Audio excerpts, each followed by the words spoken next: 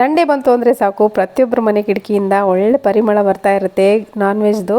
ಅದೇ ಥರ ಒಂದು ಪರಿಮಳ ಭರಿತವಾದಂಥ ಚಿಕನ್ ಗ್ರೇವಿ ಹೇಗೆ ಮಾಡೋದು ತೋರಿಸ್ತಾ ಇದ್ದೀನಿ. ಇದನ್ನು 2 ಮಸಾಲೆಯನ್ನು ಬಳಸಿ ಮಾಡ್ತಾ ಇದ್ದೀನಿ. ವಿಡಿಯೋ ಕೊನೆವರೆಗೂ ನೋಡಿ.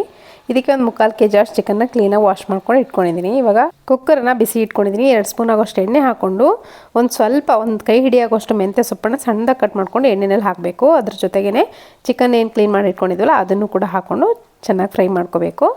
ಸ್ವಲ್ಪ ಹೊತ್ತು ಇದನ್ನು ಎಣ್ಣೆಯಲ್ಲಿ ಫ್ರೈ ಮಾಡ್ಕೋಬೇಕಾಗುತ್ತೆ. ಚಿಕನ್ನ ಉಪ್ಪು ಅರಿಶಿನ ಯಾವುದನ್ನು ಹಾಕಲಾರ್ದೆ ಹಾಗೇ ಫ್ರೈ ಮಾಡ್ಕೋಬೇಕು. ಉಪ್ಪು ಅರಿಶಿನ ಹಾಕಿದ್ರೆ ಫ್ರೈ ಆಗಲಾರ್ದೆ ಒಂಥರ ಸಾಫ್ಟ್ ಆಗಲ್ಲ, ಚಿಕನ್ ಹಾರ್ಡ್ ಆಗಿಬಿಡುತ್ತೆ. ತಿನ್ನೋವಾಗ ತುಂಬ ರಫ್ ಆಗಿ ನಿಮಗೆ ಬಾಯಿಗೆ ಸಿಗುತ್ತೆ. ಹಾಗಾಗಿ ಉಪ್ಪು ಅರಿಶಿನವನ್ನು ಚಿಕನ್ ಬೇಯ್ತಿರುವಾಗ ಹಾಕ್ಬೇಡಿ. ಚೆನ್ನಾಗಿ ಬೆಂದಾದಮೇಲೆ ಈಗ ನೋಡಿ ಉಪ್ಪನ್ನು ಹಾಕ್ಕೊಳ್ತಾ ಇದ್ದೀನಿ ನಾನು 1 ಸ್ಪೂನ್ ಆಗೋಷ್ಟು. ಹಾಗೆ ಅರಿಶಿನ ಪುಡಿ ಕೂಡ ಹಾಕ್ಕೊಂಡು ಚೆನ್ನಾಗಿ ಮತ್ತೆ ಮಿಕ್ಸ್ ಮಾಡ್ಕೊಂಡ್ರೆ ಆಯಿತು. ಚೆನ್ನಾಗಿ ಕ್ಲೀನಾಗಿ ಬೆಂದ ಮೇಲೆ ನೀವು ಉಪ್ಪನ್ನು ಅರಿಶಿನವನ್ನು ಸೇರಿಸ್ಬೇಕಾಗತ್ತೆ. ಅದಕ್ಕಿಂತ ಮುಂಚೆ ಸೇರಿಸ್ಬೇಡಿ. ನೋಡಿ ಇವಾಗ ಚೆನ್ನಾಗಿ ಬೆಂದಿದೆ ಚಿಕನ್. ಆಲ್ರೆಡಿ ಒಂದು 20% ಮಾತ್ರ ಇನ್ನೂ ಬೇಯಬೇಕು. ಇದು ಚೆನ್ನಾಗಿ ಬೇಯ್ತಿರಲಿ. ಅಷ್ಟರೊಳಗೆ ನಾನಿಲ್ಲಿ ಮಸಾಲೆ ರೆಡಿ ಮಾಡ್ಕೊಳ್ತೀನಿ. ಒಂದು ಮಿಕ್ಸರ್ ಜಾರ್ಗೆ ಒಂದು 4 ಹಸಿಮೆಣಸಿನ್ಕಾಯಿ, ಶುಂಠಿ ಬೆಳ್ಳುಳ್ಳಿ, ಹಾಗೆ ಒಂದು 2 ಈರುಳ್ಳಿ, ಸ್ವಲ್ಪ ಕೊತ್ತಂಬರಿ ಸೊಪ್ಪು, ಸ್ವಲ್ಪ ಪುದೀನ ಸೊಪ್ಪು ಹಾಕ್ಕೊಂಡು ಇದನ್ನು ನುಣ್ಣಗೆ ರುಬ್ಕೊಂಬರ್ಬೇಕು. ಇವಾಗ ನೋಡ್ತಿರ್ಬೋದು ಇದು ಒಂದು ಪೇಸ್ಟ್ ರೆಡಿ ಆಯಿತು. ಇದನ್ನು ಇವಾಗ ಬೇರೆ ಒಂದು ಬೌಲ್ಗೆ ತೆಗೆದಿಟ್ಕೊಳ್ತಾ ಇದ್ದೀನಿ. ನಾನಿಲ್ಲಿ ಮಾಡುವಂಥದ್ದು ತುಂಬ ಸ್ಪೆಷಲ್ ಆಗಿರುವಂಥ ಚಿಕನ್ ಗ್ರೇವಿ. ಇದನ್ನು 2 ಮಸಾಲೆಯನ್ನು ರುಬ್ಬಿ ಮಾಡುವಂಥದ್ದು. ಇದನ್ನು ತೆಗೆದಿಟ್ಕೊಂಡಿದ್ದೀನಿ. ಇವಾಗ ಅದೇ ಜಾರ್ಗೆ ನಾನಿಲ್ಲಿ ಒಂದು 4 ಟೇಬಲ್ ಸ್ಪೂನ್ ಆಗೋಷ್ಟು ಕಾಯಿ ತುರಿಯನ್ನು ಹಾಕ್ಕೊಳ್ತಾ ಇದ್ದೀನಿ. ನೋಡ್ತಿರ್ಬೋದು. 1 ದೊಡ್ಡ ಗಾತ್ರ ಟೊಮೆಟೊ ಕೂಡ ಹಾಕ್ಕೊಂಡಿದ್ದೀನಿ. 1 ಇಂಚಿನಷ್ಟು ಚಕ್ಕೆ, 2 ಏಲಕ್ಕಿ, ಒಂದು 4 ಲವಂಗ ಹಾಕ್ಕೊಂಡಿದ್ದೀನಿ.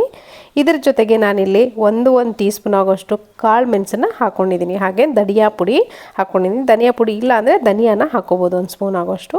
ಹಾಗೆ ಅಚ್ಕಾರದ ಪುಡಿ 1 ಸ್ಪೂನ್ ಆಗೋಷ್ಟು ಕೂಡ ಹಾಕ್ಕೊಂಡಿದ್ದೀನಿ. ಹಾಕ್ಕೊಂಡು ಇದನ್ನು ಕೂಡ ನುಣ್ಣಗೆ ಪೇಸ್ಟ್ ಮಾಡ್ಕೊಂಡು ಬರಬೇಕು.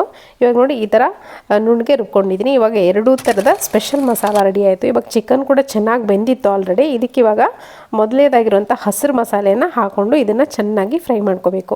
ಈ ಮಸಾಲೆ ಹಾಕಾದ್ಮೇಲೆ ಸ್ವಲ್ಪ ಹೊತ್ತು ಫ್ರೈ ಮಾಡಬೇಕು. ಯಾಕಂದರೆ ಹಸಿ ಮಸಾಲೆ ಆಗಿರೋದ್ರಿಂದ ಅದು ಹಸಿ ವಾಸನೆ ಹೋಗೋವರೆಗೂ ನಾವು ಚೆನ್ನಾಗಿ ಒಂದು 2ರಿಂದ 8 ನಿಮಿಷ ಫ್ರೈ ಮಾಡಲೇಬೇಕಾಗತ್ತೆ. ಹಾಗೆ 2 ಮಸಾಲೆನ ಒಟ್ಟಿಗೆ ಹಾಕಿದ್ರೆ ಚೆನ್ನಾಗಾಗಲ್ಲ, ಒಂಥರ ಟೇಸ್ಟ್ ಬರುತ್ತೆ, ಹಸಿ ವಾಸನೆ ಬರುತ್ತೆ. ಹಾಗಾಗಿ ಮೊದಲೇ ಮಸಾಲೆ ಬೆಂದಾದಮೇಲೆ ಮತ್ತೊಂದು ಮಸಾಲೆ ಇರುತ್ತಲ್ಲ, ಕೆಂಪು ಮಸಾಲೆ, ಅದನ್ನು ಕೂಡ ಹಾಕ್ಕೊಂಡು ನಾನಲ್ಲಿ ಸ್ವಲ್ಪ ಉಪ್ಪನ್ನು ಹಾಕ್ಕೊಂಡೆ. ಉಪ್ಪು ಕಡಿಮೆ ಅಂತ ಅನ್ನಿಸ್ತು, ಹಾಗಾಗಿ ಉಪ್ಪು ಹಾಕ್ಕೊಂಡು ಇದು ಕೂಡ ಅಷ್ಟೇ ಈ ಮಸಾಲೆ ಹಾಕಾದ್ಮೇಲೂ ಅಷ್ಟೇ ಚೆನ್ನಾಗಿ ಮಿಕ್ಸ್ ಮಾಡಿಕೊಂಡು ಇದನ್ನು ಕೂಡ ಅಷ್ಟೇ ನಾನಿಲ್ಲಿ ಡೈರೆಕ್ಟಾಗಿ ಒಂದು 2ರಿಂದ 3 ನಿಮಿಷ ಬೇಯಿಸಿ ಕುಕ್ಕರ್ ಲಿಡ್ಡನ್ನು ಕ್ಲೋಸ್ ಮಾಡ್ತಾಯಿದ್ದೀನಿ. ಹೈ ಫ್ಲೇಮ್ ಇಟ್ಟು ಒಂದೇ ಒಂದು ವಿಜಲ್ ಕೂಗಿಸ್ಬಿಟ್ರೆ ಆಯಿತು.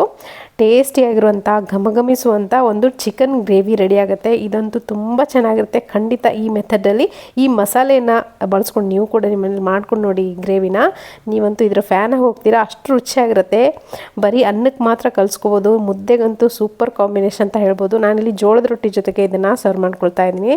ತುಂಬ ಟೇಸ್ಟಿಯಾಗಿತ್ತು. ಖಂಡಿತ ನೀವು ಕೂಡ ಇದನ್ನು ನೋಡಾದ್ಮೇಲೆ ನಿಮ್ಮನೇಲಿ ಈ ಸಂಡೇ ಸ್ಪೆಷಲ್ ನೀವು ಕೂಡ ಮಾಡ್ಕೊಳ್ಳಿ. ಹೇಗಿತ್ತು ಅಂತ ಕಾಮೆಂಟ್ ಮುಖಾಂತರ ಅಭಿಪ್ರಾಯ ತಿಳಿಸೋದನ್ನು ಮಾತ್ರ ಮರಿಬೇಡಿ. ಇವತ್ತಿನ ಈ ರೆಸಿಪಿ ನಿಮಗೆ ಇಷ್ಟ ಆದರೆ ಒಂದು ಲೈಕ್ ಮಾಡೋದನ್ನು ಮರಿಬೇಡಿ. ಮತ್ತೆ ಸಿಗ್ತೀನಿ ಮತ್ತೊಂದು ರೆಸಿಪಿಯೊಂದಿಗೆ. Thank you.